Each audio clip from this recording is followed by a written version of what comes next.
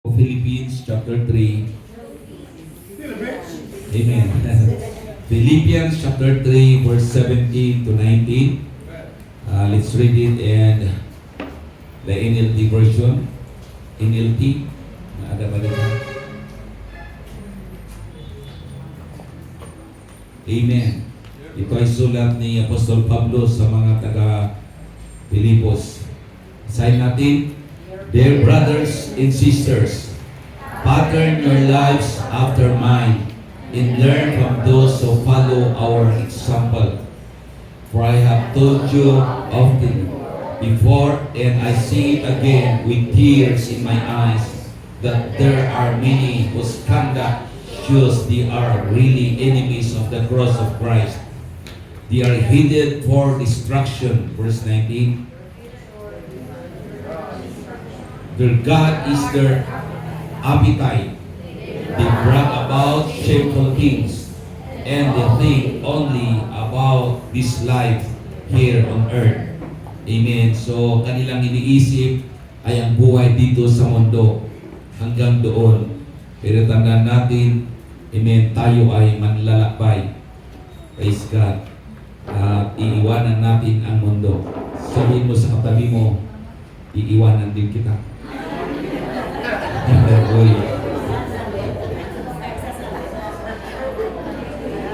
Amen. Kung mauna siya, iwanan ka. Pero sabihin mo, susunod ako. Amen. Okay, so tayo ay manalangin sa ating pakikinig ng salita ng Panginoon. Is God, hilingin natin na Sir Jane to lead us in our prayer. Heavenly Father, we praise you, we magnify you once again. Lord, maraming salamat muli sa hapon po at pagkakataon na makaparinig ang mga salita. Kami po, Panginoon, ay nananampalataya na iniwanan, Lord, ng mga salita ay ibabalik sa iyo ng walang kabulan. Lord, we will accomplish what you will. At ganyan din po, Panginoon, Lord God, we pray for your anointing, lalong pang palakasin ang iyong lingkod na gagamitin mo sa oras na ito na maging daluyan ang iyong pagpapala, Panginoon. Bigyan mo siya ng kalayahan, ihayaan ang iyong salita. Alam mo ang pangailangan ng bawat isa sa amin, at ganoon din kami na makikinig ng iyong mga salita. Bigyan mo kami ng kaunawaan upang sa ganoon ng iyong mga salita ay magkaroon ng kapangyarihan at mag-transform sa bawat isa sa amin at magtuon sa pangailangan ng aming kaluluwa. Purihin ka, Panginoong Diyos, O God, at in-claim namin, Panginoong Diyos, O God, ang victory. We are expecting great and mighty things from you. We believe it, Father, in Jesus' name we pray. Amen. Amen. Praise God. So, you may be seated in the presence of the Lord. At bigyan mo ako ng ilang mga minuto para ihayag muli ang salita ng Panginoon. Nais kong mga simple pa choosing your path in the journey of life. Choosing your path in the journey of life. Amen. Because, amen, life is a journey.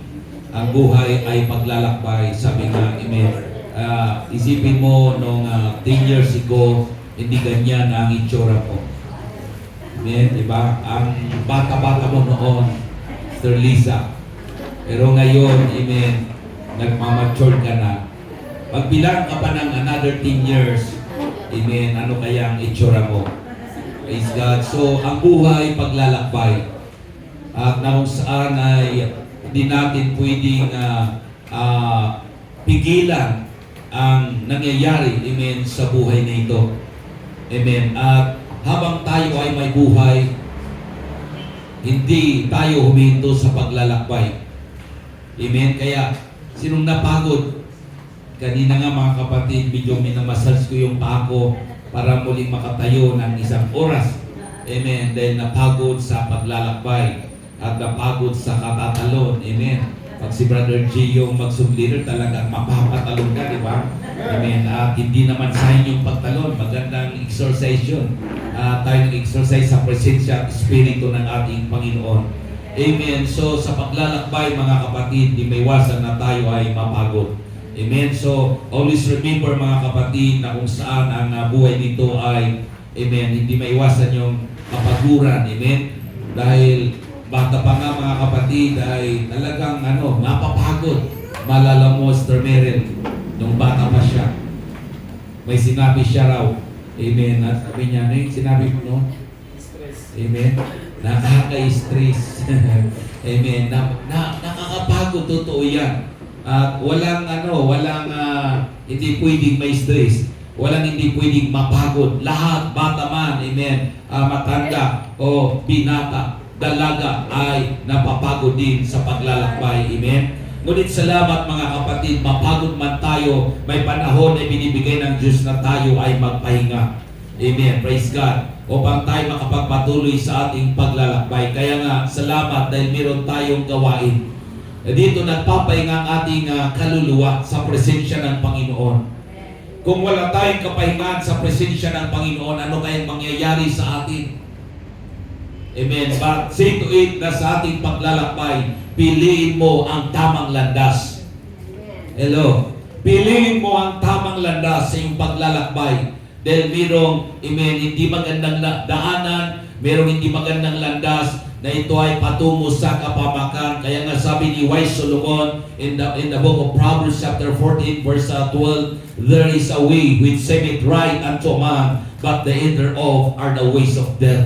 Amen. Kamatayan ang patutunguhan kung hindi tayo mag-ingat sa ating nilalakaran. Amen.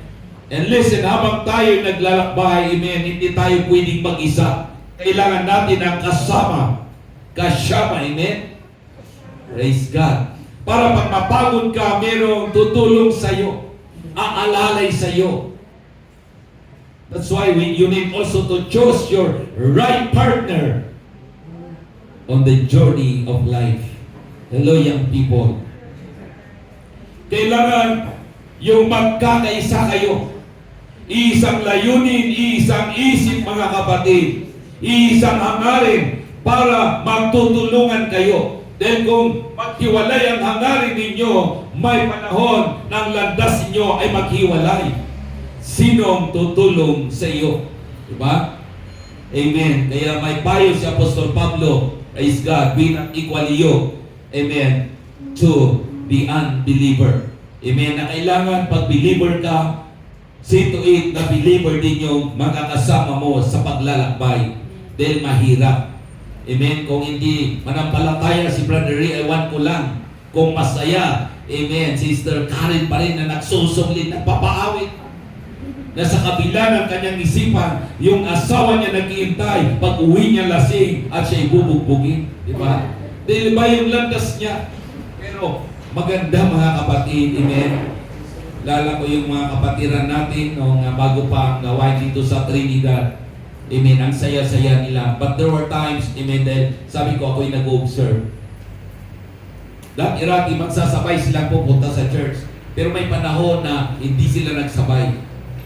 Nauna yung lalaki, sumusunod yung babae. At pagpasok, walang ngiti. At alam ko na yun. There's something wrong in their journey. Amen. Na kung saan mga kapatid, may problema. Pero ang kagandahan, nauna yung lalaki sa church ang pinuntahan. Nahuli yung babae, sumunod sa church. At katapos ng gawain, revival, kumilos ang Panginoon, sabay silang umuwi. Wow, di ba? Yun ang maganda. Amen. Pag ang kasama mo ay nasa tamang daanan din. Kaya kailangan, praise God, maging wise tayo. In the book of, amen, Philippians, in verse 12, amen, and 14, pagkilabas nga, chapter 3, anong sabi ni Apostol Pablo? Praise God. 12 to 13. Philippians, amen, 3:12 to 13. Ang sabi ni Paul, I don't mean to say that I have already achieved these things or that I have already reached perfection. Wala pang perfect dito. But I praise on to possess that perfection for which Jesus first possessed in me. Amen. Sa ibang translation ito, mga kapatid. Praise God. Hindi ko sinabi na narating ko na. Hindi pa tayo nakarating. Amen. Sabi ng isang preaching, we are not home yet. Amen. Hindi pa tayo nakauwi, kaya patuloy tayong maglakbay hanggang makauwi tayo. Dahil pag nakarating ka sa bahay mo, doon ka na magpapahinga, di ba? Amen. Na kahit anong mangyari, basta nasa bahay ka na, pwede ka nang matulog, pwede mong buksan yung refrigerator, kumain, mga kapatid, pag gutom ka, at kahit anong gawin mo pag nasa bahay ka, doon ka na magpapahinga. Kaya nga, maraming uwi-uwi ngayon, gusto nang umuwi para makapagpahinga. At ako rin, mga kapatid, gusto kong umuwi, pero kailangan tapusin natin ang ating gawain. Amen? Praise God. So, hallelujah. Tayong lahat dito, mga kapatid, amen, ay patuloy na naghahangat na marating natin ang inianda ng Panginoon sa bawat isa sa atin. Sa verse 13, Brethren, I count not myself to have apprehended, but this one thing I do, forgetting those things which are behind, and reaching forth unto those things which are before. Amen. Praise God. Kaya huwag tayong tumigil sa ating paglalakbay dahil meron tayong inaabot. Amen. Meron tayong gustong marating sa buhay na ito na inianda ng ating dakilang Ama. But, amen, sa verse 14, I praise toward the mark for the prize of the high calling of Christ Jesus. Amen. Praise God. Kaya ito yung dahilan na tayo ay nagpupumilit, nagpupursige. Dahil meron tayong makukuha. There is a prize of the high calling of God. The calling of God is the highest calling on planet Earth. Amen. Na kung saan minamalit ng karamihan ng paglilingkod sa Panginoon ay walang saysay, walang may tutulong. Amen. Pero darating ang araw, amen, they are going to appreciate the calling of God, pero walang, amen, silbi yung kanilang appreciation. Na gusto nilang humakbang sa daanan na ito, gusto nilang maglingkod, pero walang saysay yung hangarin nila. Pero sa ating mga kapatid, hallelujah, may saysay yung ating ginagawa. May kabuluhan ang ating paglilingkod sa ating Panginoon. Kaya minsan patong-patong ang problema natin, maraming discouragement. But, amen, pinipilit natin na magpatuloy maglingkod sa ating Panginoon. Shall we sing? Praise the Lord. Amen. Dahil mabuti ang ating Panginoon sa buhay ng bawat isa sa atin. Praise God. So, don't forget, amen, that life is a journey. Pero sabi ko sa ating paglalakbay, see to it, na makakasama mo sa paglalakbay ay yung tutulong sa iyo, hindi yung magdidismaya sa iyo. Diba?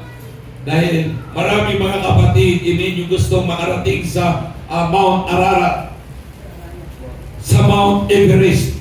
Diba? The highest, amen, mountain in the world. Amen. At doon sa yun dito sa may Yan view. Hindi, doon sa may doon sa ulap. Mount Pulag. Amen. Pero kailangan mag-ingat ka doon dahil mapulag ka. Adyo mo din. Amen. Yung mapulag, Brother Ray, yan ay King James Version. Yung gumulong ka. Ang kanay yun. Pag hindi ka mag-ingat sa bundok, talagang matulid ka. Gugulong ka doon. Amen. Kaya, bakit hindi ko alam kung bakit tinawag na Mount Pulag. Ano siguro tinapulag. Amen. So, amen. Yes, maraming nakarating doon. Yung teacher ni Jefferson noon, baby pa lang yung anak nila. Bibi ba, buntis yung teacher mo noon. Nakarating sa Mount Pulag. Apo. Amen. Mount? Apo. Apo. Mount Apo? Mount Pulag? Oh, yun. So, amen. Nakarating mga kapatid sa layo. So, yung iba mga kapatid ay hindi nakakarating. Meron isang bundok. Alimutan ko yung nabasa ko na kung saan doon pa lang sa daanan ay nagbumigay na. At yung iba ay bumalik. Pero mga kapatid, huwag tayong babalik. Malayo yung ating nilakbay. malayo yung ating narating sa paglilingkod sa Panginoon. Amen. Ilang hakbang na lang, tatanggap ka ng gantimpala. Ilang hakbang na lang mga kapatid, praise God, ikaw ay puputungan ng Panginoon. Amen. Ng butong ng buhay na walang hanggan. Shall we say praise the Lord?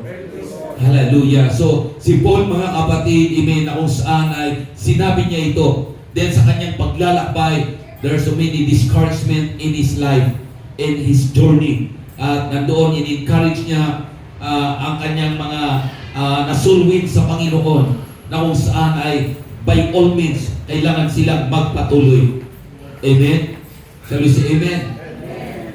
Nandoon, hindi niya winalay yung kanyang paningin. Dahil sa paglalakbay, kailangan ang paningin natin, although na hindi natin nakikita yung nasa kabilang bundok mga kapatid. Pero kailangan, amen, nandoon yung focus natin na kailangan marating at marating natin yun. E nga nung kami nagmotor nung, kailan yun, Brother Raul, talagang bumabagyo. Tungong Mountain Province, din bumaba kami ng La Union, Ilocos, and then La Union. Talagang hindi mo makita yung daanan, pero nandoon, kailangan makarating kami. And praise God, dahil nakarating kami safe. Amen? Sa pag-iingat ng Panginoon. And that is a journey dahil pumunta kami sa Mountain Province, nag-pray kami doon. Amen? Sa La Union, pinag-pray namin. At nandoon, maging ang ating probinsya Benguet sa aming paglalakbay. Then yun ang aming pakay mga kapatid. Praise God. Ipag-pray ang 3 probinsya para sa kapurihan ng Panginoon na ang Diyos ay magliligtas ng maraming kaluluwa, mabubuksan ang mga lugar na wala pang gawain. Amen. At maraming mga ngaral na pupunta roon. Praise God. Hallelujah. Shall we say praise the Lord? Praise the Lord. Amen. Deuteronomy chapter 8 verse 1 ito. Ilabas, Brother.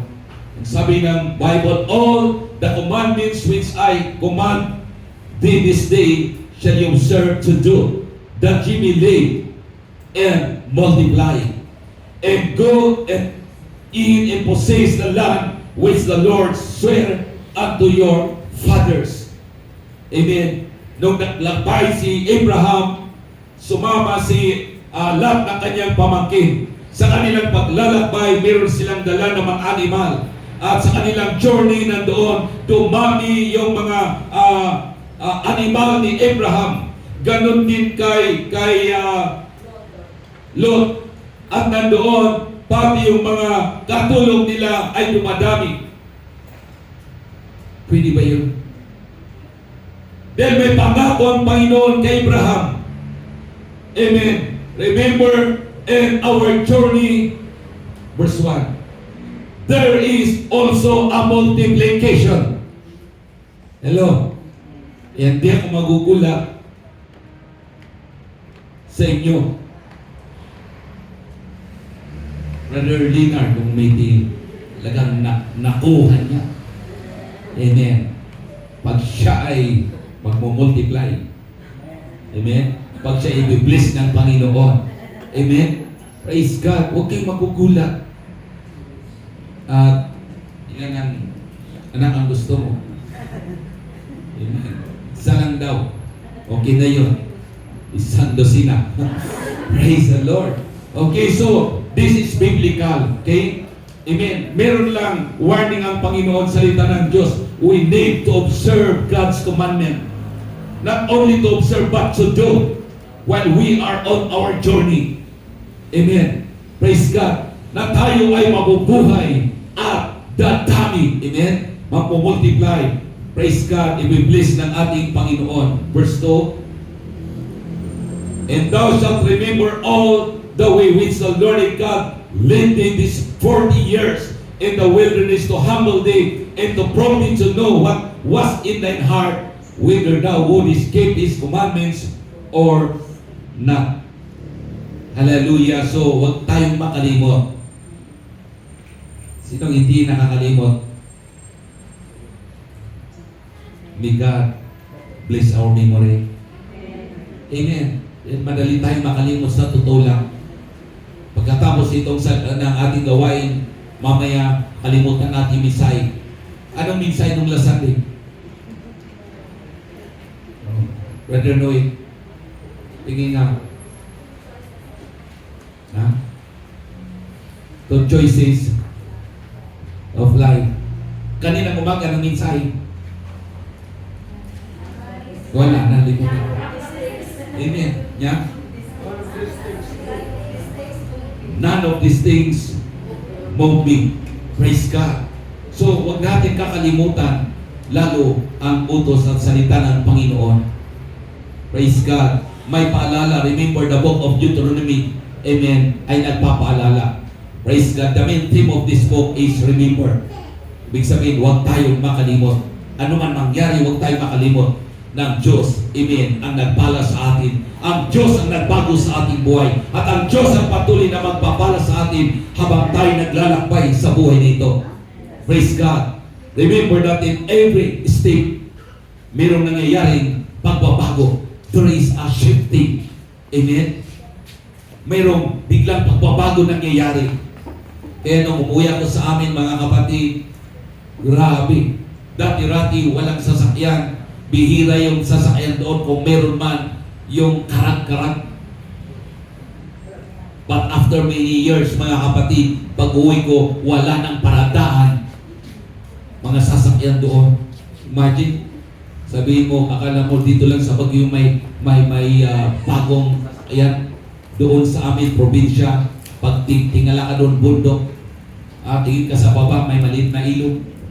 Hindi masyadong magandang lugar namin, pero ang gaganda ng kanilang mga sasakyan. Hindi, amen, talagang magugulat ka. Walang ano, kaya grabe ang Panginoon pag kumilos. Yung mga kapatiran natin, thank God, pinagpapala sila. Amen. Then sa ating paglalakbay, meron kang mararating. At minsan mga kapatid, malulula ka sa makikita mo. At ang Panginoon, ang ating Diyos na buhay, na kung saan merong pagpapagong ginagawa niya habang tayo naglalakbay. Amen? Kaya, pag hindi mo makita matagal yung kapatid mo at bigla mo makita, grabing nangyari sa kanya. Kilala niyo mo ba yung aking pamangkin, Brother Onofre? Praise God. Amen. I hope na narinig niyo yung kanya aking sinabi nung una. Na sa ating paglalakbay, kailangan siguraduhin mo yung makakasama mo. Nasaan yung kasama mo? Amen. Gusto kong masaya kayo. Praise God. Wala man tayong kasama, siguraduhin natin na kasama natin ang Panginoon sa ating paglalakbay. Because if the Lord is with you, amen, pagkasama mo ang Panginoon, you are complete in Him. Amen. Kaya, okay lang yun. Kung pipiliin mo na maging yun, okay lang yun. Sigurad mo na kasama mo ang Panginoon sa paglalakbay. Makakarating ka sa iyong patutunguhan. Amen. Kung gusto mo mag-single forever, okay lang yun. Basta kasama mo ang ating dakilang Panginoon. May warning si Paul, amen, 2 Timothy, pakilabas na, chapter 3. Amen, 2 Timothy, chapter 3. This, know also that in the last days, we are in the last days, brethren, perilous time shall come. Nakakatakot, amen, ang ating panahon. Next, for men shall be lovers of their own selves. Amen? Ang minamahal lang nila yung sarili nila. At dapat natin mahalin ang ating sarili, di ba?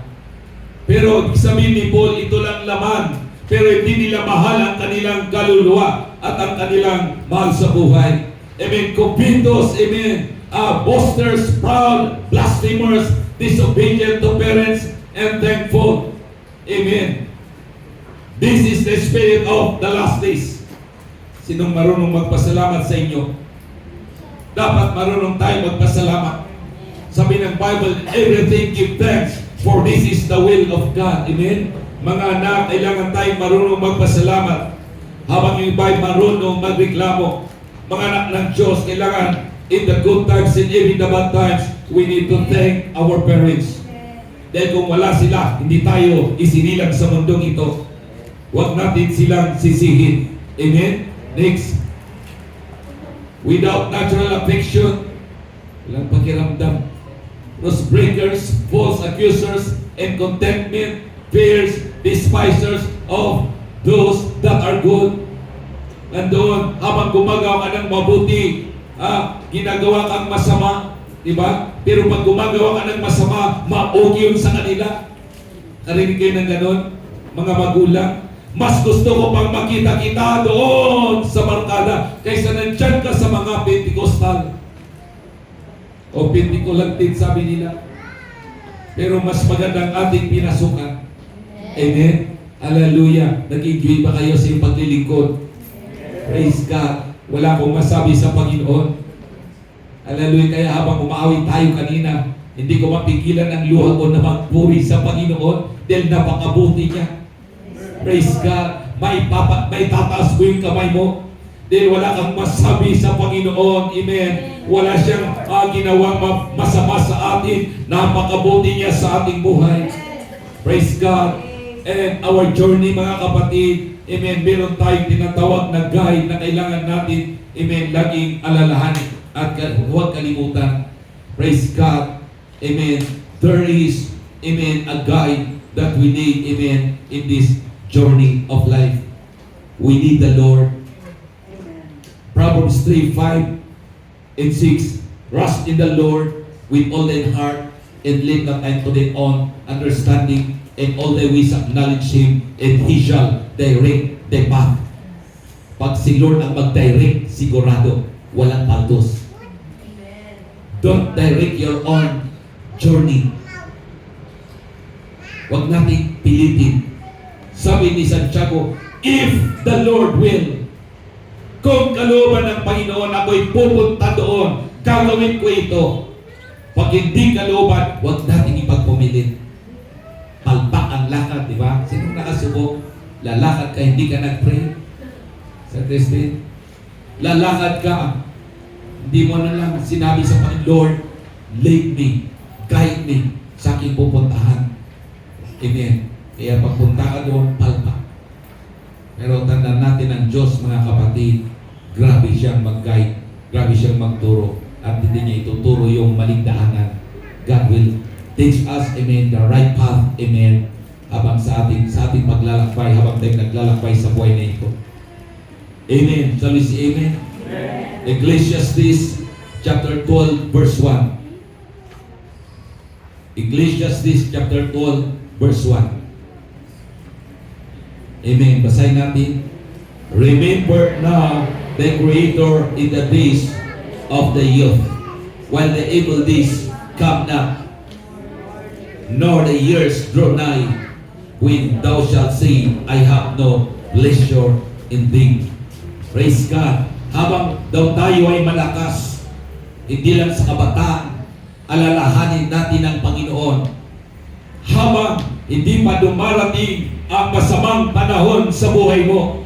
Ano yung masamang panahon? Hindi mo may lakad yung paa mo, marami ka ng arthritis, marami ka ng karamdaman, hindi ka na makalakad papunta sa church, hindi ka na makahayo, mga kapatid, hindi mo na may bukang bibig mo para ibahagi ang salita ng Panginoon. Kaya habang tayo malakas pa, alalahanin natin ang Panginoon. Huwag lang natin alalahanin na kung saan He is our great provider, pero alalahanin natin at siya ating paglingkuran. Amen? Praise God. Hallelujah. Kaya sa ating paglalakbay, sabi nga, amen, ang sinong hindi marunong lumingon sa kanyang pinanggalingan ay hindi makarating sa kanyang paruroonan. Kaya huwag natin kakalimutan, ang Diyos ang nagbago sa atin, ang Diyos ang tumawag sa atin, ang Diyos ang nagligtas sa atin, ang Diyos ang nagpala sa atin, at siya patuloy magpapala sa atin, siya patuloy na maggagay sa atin hanggang tayo makarating, amen, sa ating final destination. And that is eternal life, that is heaven. Praise God. Amen. Marami nang gusto umuwi. Sino nang gusto umuwi? At manalangin tayo sa Rubin. Amen. Praise God. Gusto nang umuwi sa heaven. Dahil sa totoo lang, nakakapagod ang buhay sa mundong ito. Everyday, paulit-ulit. Matulog ka konti, bumisip ka. Kanina nga, mga kapatid, praise God. Ilang oras lang tulog namin dahil ginabi dumating si Brother Onofre, amen. At nandoon, walang sasakyan, pasundo. Grabe ang tao sa bagyo. yata sa Panagbinga. Wala silang masakyan. Yung iba naglalakad. Praise God. Kailangan gumising kami dahil maaga magluluto kami ng baon namin. Praise God na magpupuri sa Panginoon. Ganyan palagi. Praise God. Hallelujah. At magluto, bubuhatin mo, dalhin dito. Masaya yung mga baro. Amen. So mga kapatid, hallelujah, ganyan ang buhay. Kung may anak ka, pagkising mo, maganda ka, pagkain nila, atin mo sa school, pag-atin sa school, punta ka sa trabaho, mamay nang tatakbo ka, diba? Paulit-ulit ang ginagawa mo araw-araw, kaya nag-cycle ng buhay. Kaya kung wala lang ang Panginoon na nagbibigay ng kalakasan natin, aywan ko lang mga kapatid. Kaya nga maraming sumusuko. Pero huwag tayong sumuko. Amen. Dahil, amen, hindi tayo pinapabayaan ng ating Panginoon. Shall we say, thank you, Jesus? Hallelujah. Kaya huwag natin siyang kalimutan. Always remember the Lord na mabuti sa buhay ng bawat sa atin. Kaya payo ni Solomon, habang hindi pa dumarating ang masamang panahon sa buhay mo, remember to serve the Lord. Remember to do the will of God in your life. Remember, hallelujah, the Lord, amen, when thou shalt say, I have no pleasure in thee. Wala na ng pakinabang. Gusto mo man lumakad, gusto mo pumunta sa church panalangin, gusto mo magpagamit sa Panginoon, wala na. Dahil, amen, masama na ang panahon sa buhay mo. Kaya habang tayo may kalakasan pa, let's give our best, amen, our strength to serve the Lord, to do the will of God in our lives. Shall we say, praise the Lord? Amen. Remember the Lord. Praise God. We have chosen the right path. Manatili tayo ito. At sigurado, makakarating tayo. Amen. Again, di ako propeta, pero meron na dito ang malapit makarating sa kanyang paglalakbay. Meron dito makakaranas, amen, ng kabutihan ng Diyos sa kanyang buhay. Amen. Sabi ko mga kapatid, sa paglalakbay, merong mga pagbabagong ginagawa ng ating Panginoon. Amen. Karamihan ngayon, nakikita ko, nasa kanilang kalagitnaan ng edad, 30 plus pa lang mga kapatid, nandoon ang pagpapala ng Panginoon. Hindi kagaya mga agaya ko na contemporary ko, ilang taon na bago maranasan yung biyaya ng Panginoon. Pero ngayon mga kapatid, may 20s pa, nag-umpisa na, 30s mga kapatid, wow, grabe ang biyaya at pagpapala ng Panginoon. Amen? There is a changes mga kapatid na nangyayari dahil pinili na nila paglalakbay na kasama ang ating Panginoon. Sabi ko mga kapatid, praise God, sa ating paglalakbay, there were times na ang Diyos ang ating tourist guide. Ang Diyos ang nag-guide sa atin. Andun pinapasyal kanya mga kapatid sa magandang lugar. Amen? Onofre kaya pala matagal na umuwi dahil 5 days niya sa Hong Kong. Wow, ikot-ikot doon mag-isa. Amen, kasama ang Espiritu ng Diyos. Amen. Namapasyal doon. Sabi ko may kasama ka, pero tinignan ko picture mag-isa, puro solo. Diba? Pero maganda pag may kasama ka sa paglalakbay. Amen. Enjoy ang buhay. Kasama natin ang Panginoon. Eh sabi ko, grabe ang ginagawa ng Panginoon. Mabuti talaga ang Diyos. At ako'y natutuwa sa ating mga young people na kung saan, amen, maganda yung kanilang nararating sa ngayon. Ako'y nakikisaya sa iyo, Brother Derek. Amen. Dahil nandoon, praise God, nung siya kasama natin dito noon, pinag-pray natin magkaroon ng trabaho at pinilit niya magkaroon ng trabaho noon. At sa una yung trabaho niya ay nandoon. Amen. Pumasok sa sa San Miguel. Amen. Dinadrive niya at in-introduce niya San Miguel dahil hindi pa niya masyadong naunawaan ang salita ng Diyos. Pero ngayon, praise God, binigyan ng magandang trabaho, di ba? Pinagbahala ng, amen, material. Mabuti ang Diyos. Amen. Kaya umpisa pa lang yan, Brother Derek, sa inyong mga young people, umpisa pa lang yung nararating ngayon. Amen. Meron pang higit na gagawin ng Panginoon. Manatili lang tayo sa tamang landas. Huwag niyong pilitin umalis sa tamang landas. Kahit anong hirap, amen, anong problema niyong ma-encounter sa buhay, manatili tayo, Brother Ronmar. Amen. Dahil irarating tayo ng Panginoon sa lugar na nihanda niya para sa bawat sa atin. Shall we say thank you, Jesus? Dahil pinili mo ang tamang landas, manatili tayo. Alam niyo ibig kong sabihin, panghawakan natin ito, i-apply natin ang salita ng Diyos, sundin natin, at anumang sitwasyon, surely it shall come to pass. Surely makakarating tayo. Walang umadlang, walang pwedeng pumigil, praise God, sa ating paglalakbay. Hindi pagsubok, hindi kahirapan, at anumang problema, at maging ang kaaway, hindi niya pwedeng hadlangan yung ating paglalakbay. Praise God, kaya magpatuloy tayo sa Panginoon. Tayong na tayo tumayo. Hallelujah. God is so good to us. Amen. Life is a journey. Amen. Let's remain on the right path. Praise God.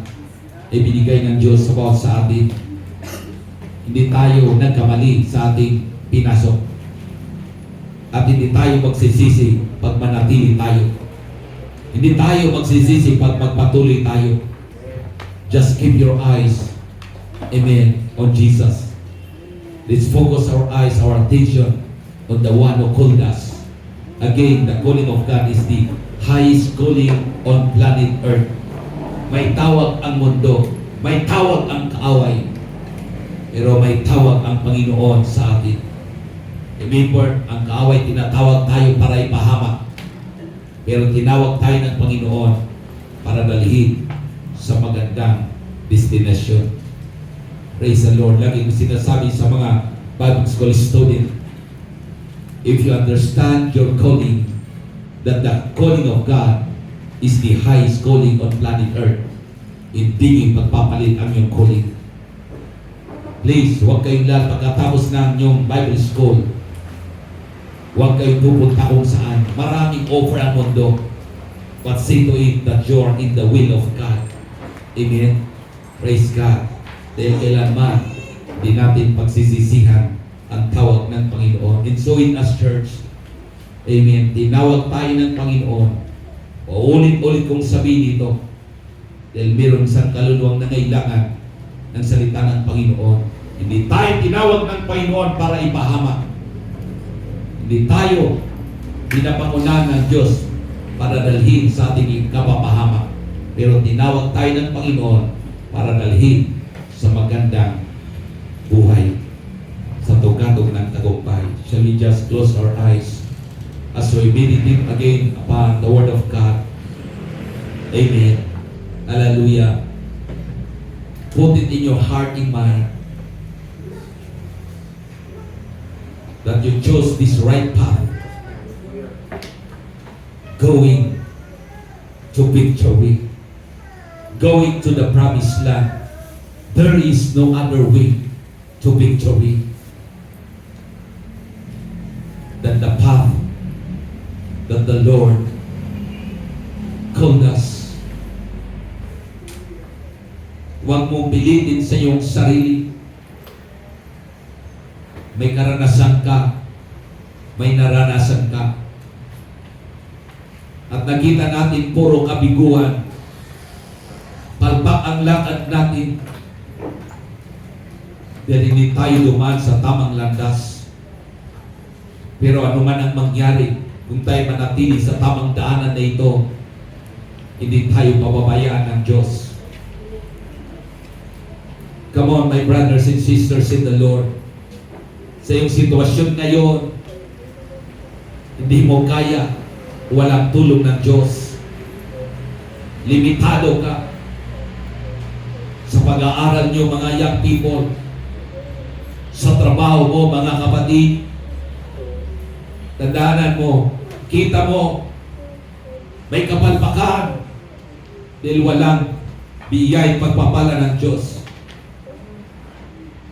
But if you remain on the right path, yes, may kahirapan minsan, mahirap mo nawaan, pero manatili ka lang.